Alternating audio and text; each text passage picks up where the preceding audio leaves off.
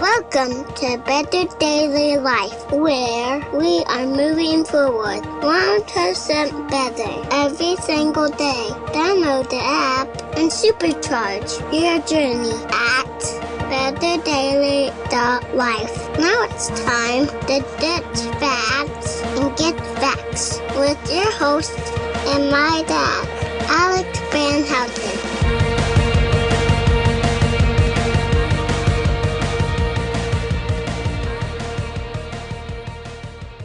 What is up, Betterment family? This is Alex Van Houten in Better Daily Live. Happy Wednesday. It is Wild Wednesday, and I'm very excited to bring to you a positive review of our shortcast and talk to you about, well, whatever we want. And today, what I want to talk to you about is aging, dementia, and fitness.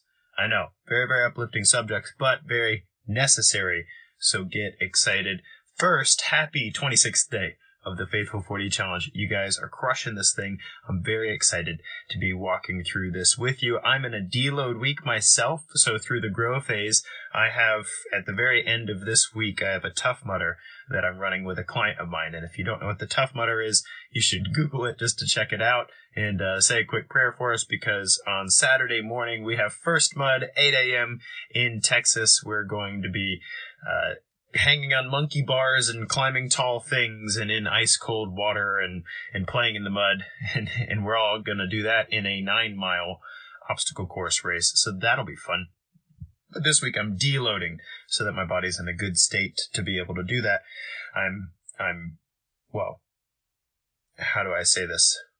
I am 100% committed to not rolling my ankles, tearing any muscles, angering a shoulder joint, making my neck mad, and protecting my back. So all of those things are going to be a part of this obstacle course race, and we'll see if we can get you guys some footage so you can share in the joy with us. I know we'll definitely get a muddy thumbs up at the end of it, because this is going in the Run 100 for me. It's counting toward it for sure, but a deload week is an important part of preparing for that. So I'm running a little less mileage and slower. I'm lifting lighter and not going quite as hard in my workouts, that sort of thing, in order to make sure my body is very well recovered for this.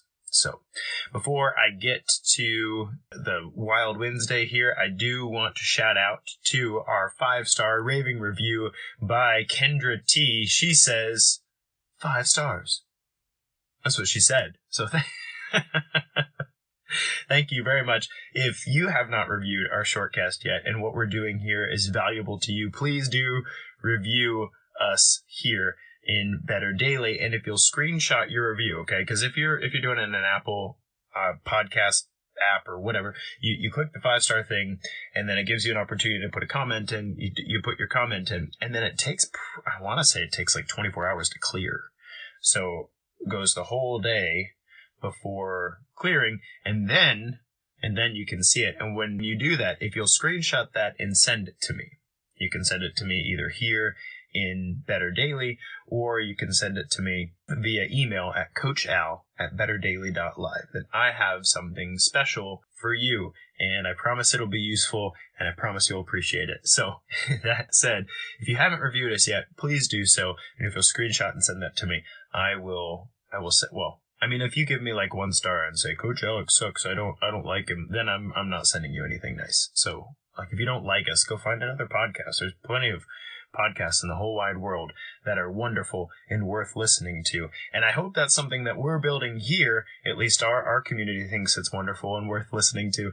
But if we're not your cup of tea, go find somebody else. Don't say mean things on Apple iTunes. It's not helpful to anybody.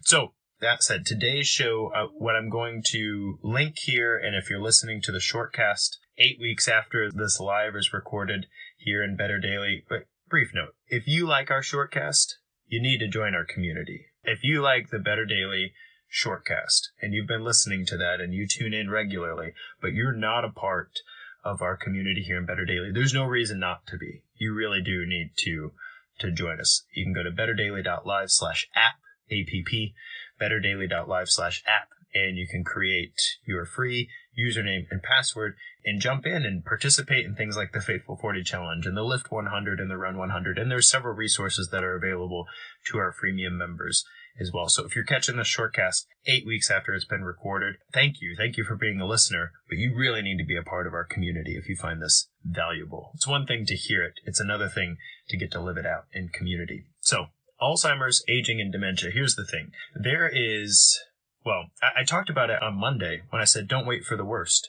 That was part of the mindset. And I was talking about how if you know you have a family history of some health problems, then it is incumbent on you, and it's part of your 1% journey. I promise you, it is incumbent on you to do the best, play the best game with the hand you've been dealt. Now, I know that I have Ehlers-Danlos. I know that in my family history, there are things like cancer, there are things like mental illness, there are things like heart disease. Those are possible things in my future. And those are very motivating things for me right now to do what I can do now in order to give myself the best shot of living a great life and being there for my kids. And look, I get it. We all die someday, but that's the problem of being mortal and all that. So you can't stave off degradation and illness and death forever. That's not the point. The point is, if there are actions I can take now so that, Lord willing, 10 years from now, Alex, I'm in my mid-40s, 10 years from now, Alex is not in a wheelchair, is not on 6 different medications that have side effects that I don't want to wrestle with. And 10 years from now, Alex can still run like he enjoys. That's a really weird one. Like I currently enjoy running. I hope that 10 years from now, Alex can continue to run. That I'm taking steps now to make sure that I have done the best with the hand I've been given. Now, if I know that I'm at risk for those things, and I want to be an ostrich about it, and I want to stick my head in the sand and do whatever I'm going to do, if I drink too much alcohol and if I eat too much processed meats and if I don't exercise adequately, then with Ehlers-Danlos, I have a much higher risk of colon cancer than the average person. If I don't engage in cardiovascular exercise, I don't get enough magnesium. If I don't relax and recover enough, if I live a very, very high stress, high strung life on a regular basis, and I don't do mindfulness, meditation, and prayer, that sort of thing, then with Ehlers-Danlos, I have a much higher risk of high blood pressure, cardiovascular disease, atherosclerosis, and perhaps even heart attacks and arrhythmias. So if I don't do those things now, then I'm like an ostrich sticking his head in the sand, just waiting for the worst to happen. So I need to make strides now. It's important to make strides now. And that's kind of the ethos behind exercise, nutrition, and lifestyle change with regard to aging, dementia, and Alzheimer's. I have, in my career, I have worked with many individuals, in fact, I'm working with a few now, worked with many individuals whose parents had that slow fade, particularly the moms. I don't know why dementia seems to impact the ladies a little more often than the guys, but that's statistical. You can look it up. Like more women are diagnosed with dementia than men. But that said, the show I'm going to share with you here is a collection of the research around how exercise influences aging, dementia, and Alzheimer's. I think it was Dr. John Rady in his book Spark who said, just because we have to age doesn't mean we have to fall apart.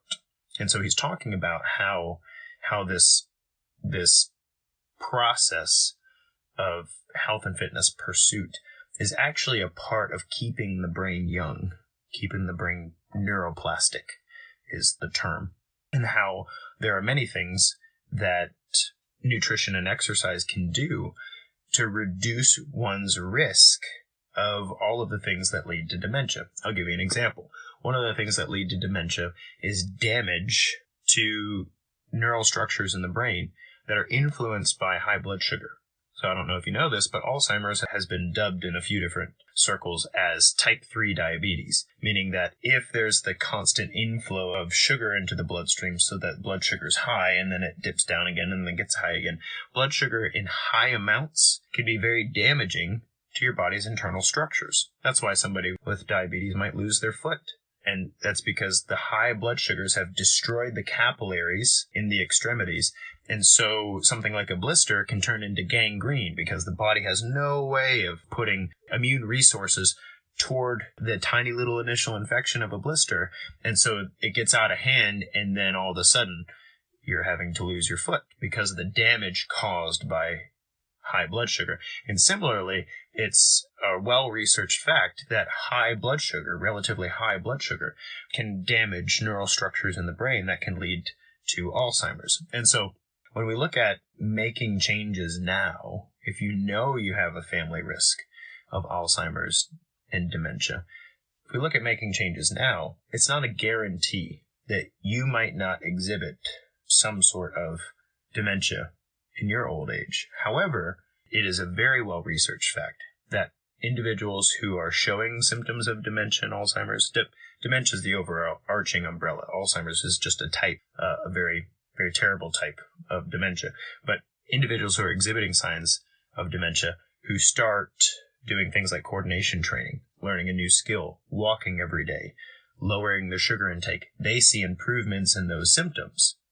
We know that. We know that from a scientific perspective. In the show I'm going to link here, we'll talk you through that. But also we know that if you have a family risk, but you're involved in coordination and balance training, regular cardiovascular exercise, improved nutrition habits, then you might never manifest dementia at all, which is really cool. And there are several clients I've worked with in the past who would tell you that the reason I'm exercising regularly, Alex, I don't want to end up in the same position my mom's in right now. That's what they would tell me. They would tell me that about their aging parent. Because it was hard. It was hard on them. It's hard to watch somebody you love fade away mentally when, physically speaking, they're still going. They can still walk and they can still stand up and they can still talk and all those things, but the person you knew is not there anymore. It's a very, very hard thing to be a part of.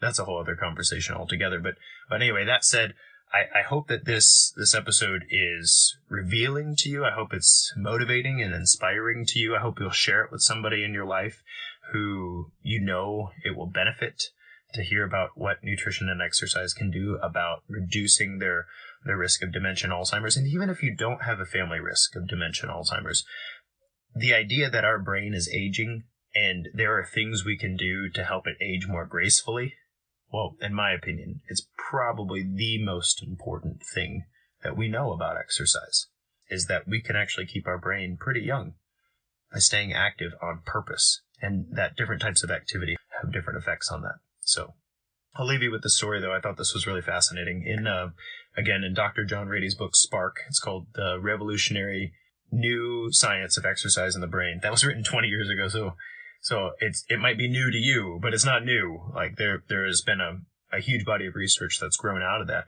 But he tells a story about a nun who donated her body to science. So she was serving in the community. She was connected as a part of her group and serving in the church and just busy, going until she did eventually die in her mid-80s. And so she donated her body to science, and so they did some scans on her brain, and the tech couldn't believe it.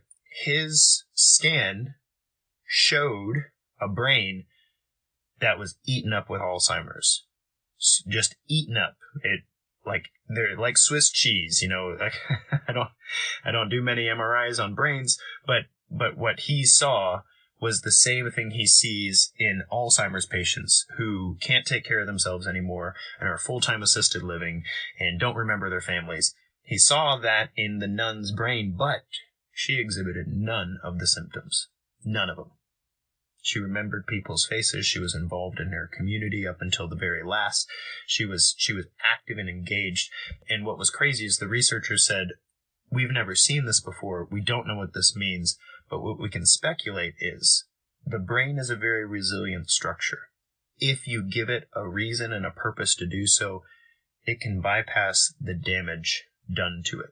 I thought that was really powerful because it might be the case that if you have a family history of dementia and Alzheimer's, that's doom to you, oh man, like your brain's going to turn into Swiss cheese. But just because your brain's going to turn into Swiss cheese, if you are daily waking up with a purpose, and if you are daily involved in the connection of your community, and if daily you have things to do that require your body and mind to be active and sharp, despite the difficulty, maybe you just will. Maybe you just will. Maybe you'll be okay. Maybe you won't have to lose yourself to the Swiss cheeseness of the brain. And that gives me hope from an Ehlers-Danlos perspective, because by many accounts, I shouldn't be okay. I shouldn't be able to do the things that I can do now. And who knows what that's going to look like 10 years from now. But I know that I'm going to keep doing them. And I know that I'm going to wake up every day with a good reason for doing them. And that I'm going to stay disciplined as long as the good Lord will let me. So I hope that this is an encouraging episode of Defining Dad Bod for you. I hope that walking through this research will be awesome. And I'm excited. I'm excited for you and excited for our community to make the most of the hand they've been dealt. Pat says, just do it. That's exactly right. Don't ask silly questions. Just get it done. Guys, this has been Alex Van Houten in Better Daily Live. Thank you for joining me for Wild Wednesday. I hope you review the shortcast. I hope you'll join us for the Faithful 40 Challenge, and I hope you'll give this episode a listen. Until next time, it's just 1%. You got this.